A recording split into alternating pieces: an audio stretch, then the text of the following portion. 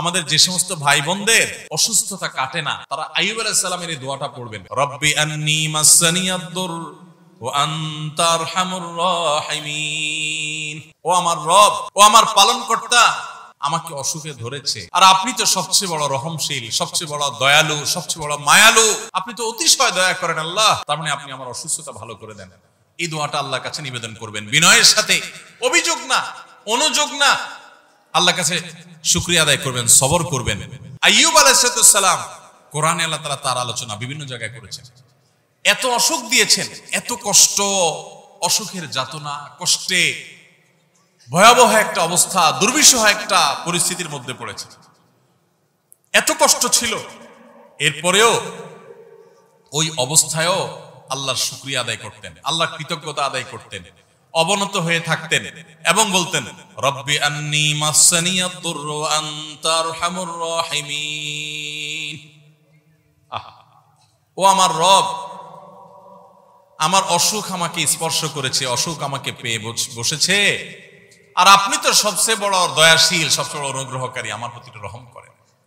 কোনো অভিযোগ নাই, আল্লাহর কাছে অনুনয় বিনয় করে দোয়া করেছেন। এই দোয়া করার পর আল্লাহ তাআলা তার অসুখ ভালো করে দিয়েছেন। আমাদের যে সমস্ত ভাই বোনদের অসুস্থতা কাটে না, তারা আইয়ুব আলাইহিস সালামের এই দোয়াটা পড়বেন, রব্বি আন্নী মাসসানিয়াদ-দুর ওয়া আনতা আরহামুর রাহিমিন। ও আমার রব, ও আমার পালনকর্তা, আমাকে অসুখে ধরেছে, আর আপনি তো সবচেয়ে বড় রহমশীল, সবচেয়ে বড় দয়ালু, সবচেয়ে বড় মায়ালু, আপনি তো অতিশয় দয়া করেন আল্লাহ, তার মানে আপনি আমার অসুস্থতা ভালো করে দেন। এই দোয়াটা আল্লাহর কাছে নিবেদন করবেন বিনয়ের সাথে, অভিযোগ না, অনুযোগ না, আল্লাহর কাছে শুকরিয়া আদায় করবেন, সবর করবেন। রব্বি আন্নী মাসসানিয়াদ-দুর ওয়া আনতা আরহামুর রাহিমিন।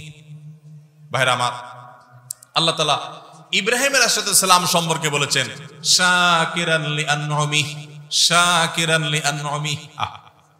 কি সার্টিফিকেট আল্লাহর তরফ থেকে, সুবহানাল্লাহ।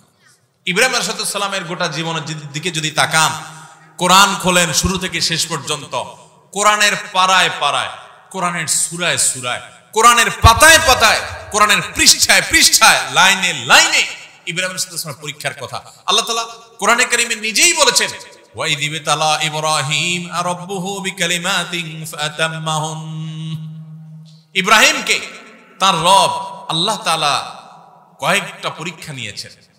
তোমরা স্মরণ করো সেই সময়ের কথা, যে প্রত্যেকটা পরীক্ষায় তিনি উত্তীর্ণ হয়েছেন, একটা পরীক্ষায়ও ফেল। কি পরীক্ষা ভাই! মানব ইতিহাসে কারোর কাছ থেকে এত কঠিন পরীক্ষা নেওয়া হয় নাই, যত কঠিন পরীক্ষা নেওয়া হয়েছে আল্লাহর নবী ইব্রাহিম আলাইহিস সালামের কাছ থেকে। একেবারে শুরুতেই পরীক্ষা। নিজে হলেন তাওহীদবাদী, বাবা হলেন মূর্তি পূজারী। আছে না নাই এরকম, যে এলাকার মানুষ মূর্তি পূজা করে, কবর আর মাজার পূজা করে, আপনি তাওহীদের কথা বলেন, আপনি একা, তাদের দল ভারী। আছে না নাই? ইব্রাহিম আলাইহিস সালামের জীবনে এই বিপদ ভয়াবহ আকার ধারণ করেছে এবং তাকে অগ্নিকুণ্ডে নিক্ষেপ করা হয়েছে, আগুন জ্বালিয়ে সেখানে ফেলে দেওয়া হয়েছে। আল্লাহ তাআলা অলৌকিকভাবে বাঁচিয়েছে। তাকে পাথর মেরে মেরে ফেলবে, নানাভাবে হত্যা করবে, হুমকি দেওয়া হয়েছে। শেষ পর্যন্ত নিজের জন্মভূমি, নিজের এলাকা, সেই ইরাকের সে অঞ্চল ছেড়ে তাকে চলে আসতে হয়েছে। এলাকায় থাকতেই পারেন নাই, ফিলিস্তিন বা মিশর হয়ে ফিলিস্তিন পর্যন্ত আসছেন। আল্লাহর আরেক পরীক্ষা, মাত্র ইসমাইল জন্মগ্রহণ করেছেন আলাইহিস সালাতু ওয়াস সালাম, আল্লাহর নির্দেশ হলো চলে যাও মক্কায়।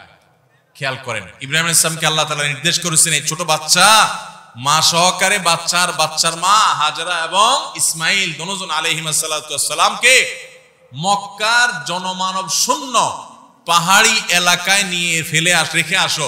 ওই পাহাড়ি এলাকায় আপনি যদি 2-4 জন বন্ধু নিয়েও হাঁটেন, আপনি ভয়ে ভড়কে যাবেন, কারণ আশেপাশে কোনো মানুষজন ছিল না, শুধু পাহাড়, নীরব নিস্তব্ধ পাহাড়, সেখানে রেখে আসতে বলছে। ভাইরা আমার, কত কঠিন পরীক্ষা! আল্লাহর নির্দেশ পালন করার জন্য সেই ফিলিস্তিন থেকে মক্কায় নিয়ে আসলেন নিজের স্ত্রী আর ছোট দুধের বাচ্চাকে। যাদের আল্লাহ তাআলা দুধের বাচ্চা দিয়েছেন তারা জানেন সন্তানের মায়া কি জিনিস, তাই না? সন্তানের মায়া কি জিনিস। সন্তানদের ছাড়া একদিন বাইরে থাকতে পারেন না, অস্থির হয়ে যান, বাইরে গেলেই ভিডিও কল দেওয়া শুরু করেন দেখার জন্য। আর ইব্রাহিম আলাইহিস সালাম আল্লাহ নির্দেশ পালন করার জন্য ওই মা এবং সন্তানকে মক্কায় রেখে চলে গেলেন। চলে যাচ্ছেন, তখন হৃদয় ছিঁড়ে যাচ্ছে মায়ায়, কিন্তু আল্লাহর নির্দেশ, আল্লাহ কঠিন নির্দেশ করেছেন যে আল্লাহর কঠিন নির্দেশ তুমি পালন করতে পারো কিনা।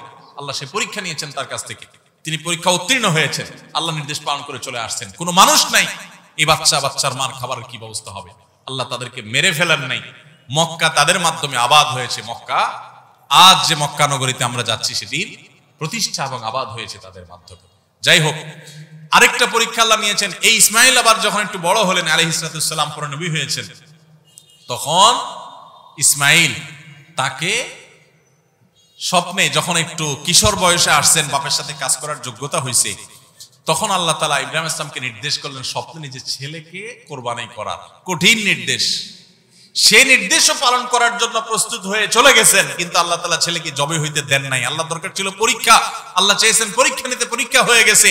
ইব্রাহিম ইসলাম এত কঠিন পরীক্ষার মধ্যে সারাটা জীবন গেছে, সংগ্রাম সংগ্রাম সংগ্রাম, কঠিন বিপদ আপদ, বিপদ আপদে।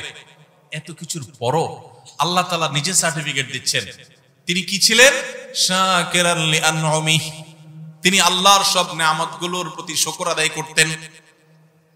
সুবহানাল্লাহ।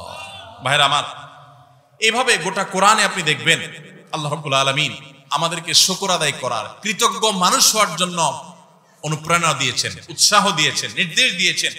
এবং কোরআনে কারিমে আল্লাহ তাআলা এও বলেছেন, লা ইন শাকারতুম লাযিদান্নাকুম, যদি তোমরা আমার শুকরিয়া আদায় করো, যা পাইছো এই পাওয়ার পর যদি শুকর আদায় করো, আল্লাহ বলেছেন নিয়ামত আমি বাড়ায় দিব।